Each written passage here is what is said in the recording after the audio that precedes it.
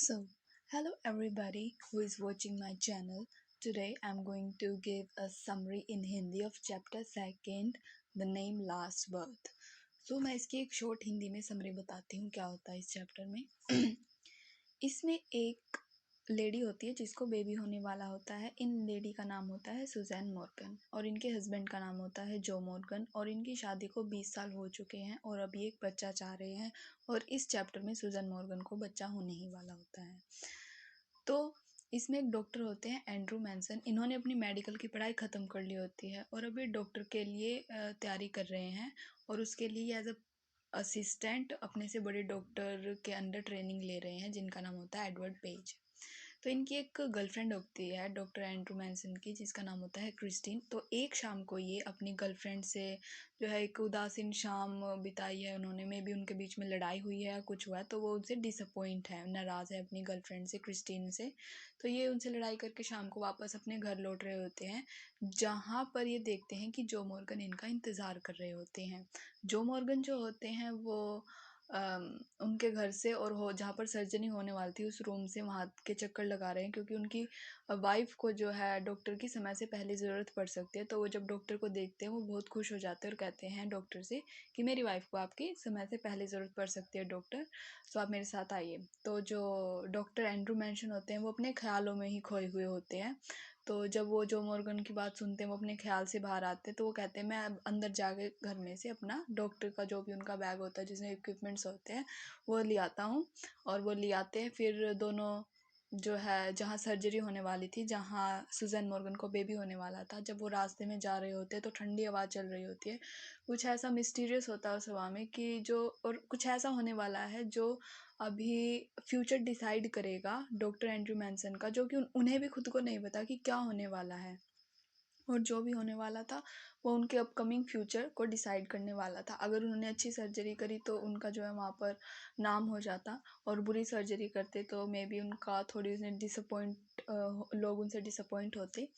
तो दोनों हॉस्पिटल पहुँचते हैं। जब डॉक्टर सुजैन मॉर्गन जब वो कमरे में जाते हैं तो उस कमरे के ऊपर एक सीढ़ी जा रही होती है जो कि तिरछी होती है, गोल सीढ़ी जैसे आप फिल्मों में देख रहे होते हैं, तो ऊपर वाले रूम में जा रही होती है। वहाँ पर सुजैन मॉर्गन उनकी माँ जो कि 70 ईयर ओल्ड लेडी थी, जो उनके तजुर्बा ऐसे लग रहा था जैसे उनका बहुत तजुर्बा है ज़िंदगी का। और वहाँ पर एक एल्डरली मिडवाइफ भी थी जो कि जिसे हम दाई कहते हैं अपनी लैंग्वेज में। तो वो थी दोनों जो है। डॉक्टर जब सुजैन मॉर्गन को देखते हैं तो उन्हें ऐसा लगता है कि अभी टाइम लगेगा डिलीवरी होने में। तो वो कहते हैं मैं थोड़ा रेस्ट कर लेता हूँ नीचे जाकर। तो जो सुजैन मॉर्गन की माँ थी, उन्हें लगा कहीं डॉक्टर चले ना जाए और जो है तो इसलिए वो उनसे चाय के लिए पूछते हैं। लेकिन डॉक्टर जो है वो भी समझदार होते हैं, वो कहते हैं मैं आपकी बेटी को इस हालत में छोड़कर नहीं जाऊंगा।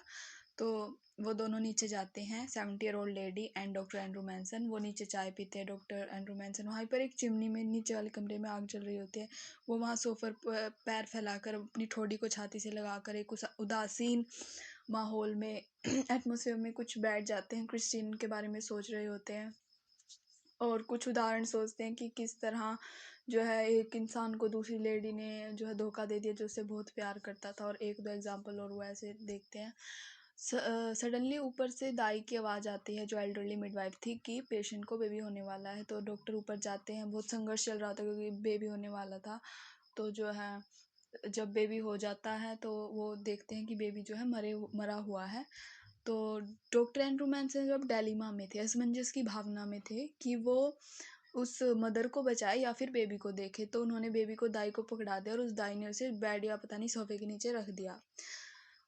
तो वो मदर को जो इंजेक्शन वगैरह लगाते, कैंपूल जैसा आपको पता है इंजेक्शन लगाने के लिए एक डिब्बी सी तोड़ी जाती है कांच की, उसमें से फिर उसको इंजेक्ट करा इंजेक्शन लेडी को। और उसके बाद में जब लेडी की हार्ट बीट ठीक हुई, जब वो नॉर्मल होने लगी, तो वो दाई को कहते हैं कि बच्चे को लेके आओ।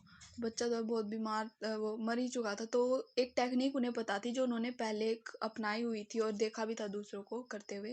उन्होंने उसे एक तसले में तसले में ठंडा पानी और एक तसले में गर्म पानी लाने के लिए कहा। तो एक तसले में उन्होंने ठंडा पानी रख रखा था, एक तसले में उन्होंने गुनगुना पानी रख रखा था। तो उन्होंने क्या किया, एक बार बच्चे को ठंडे पानी में डाला, फिर दोबारा गुनगुने पानी में, एक बार फिर ठंडे में, फिर गुनगुने में। लेकिन ये टेक्निक काम नहीं करी। तो उन्होंने लास्ट ट्राई दिया उस बच्चे को ज़िंदा करने के लिए। उन्होंने उसको एक टॉवल से पूछा और उसकी हार्ट पे पंपिंग करी और फिर उन्होंने देखा कि बच्चा जो है ज़िंदा हो गया। उसकी नाक से एक बुलबुला निकला और वो थोड़ा रोया। तो उसके बाद में जब सब कुछ सेफ हो गया था, डॉक्टर बहुत थक चुके थे, उनके हाथ पे जो बाल थे वो गीले हो चुके थे और जो है जब वो ये सब कर रहे थे इलाज वगैरह, तो वो जो है बेबी को ज़िंदा करने वाले थे, तो उनका शरीर भी ठंडा पड़ गया था क्योंकि वो भी डर गए थे।